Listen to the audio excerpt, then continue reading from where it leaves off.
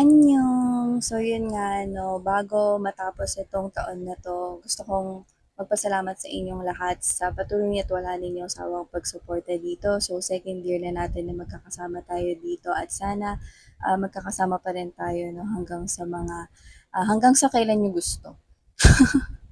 So maraming maraming salamat sa inyong lahat at siyempre 'no, gusto ko na pasalamatan kayo sa pamamagitan 'no ng pagsali ng inyong mga dalangin 'no at yung mga intentions ninyo 'no, kasi meron akong year-end intentions 'no. So for you to be able to connect to me 'no, kahit hindi niyo na i-comment ng pagkahaba-haba diyan mga babes 'no, yung gusto ninyo 'no, your desire, your wish 'no, with all your heart.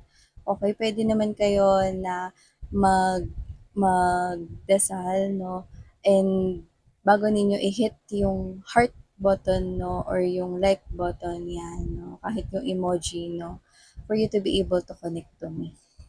Para masali kayo dun sa year-end intentions natin. So 'yan 'no.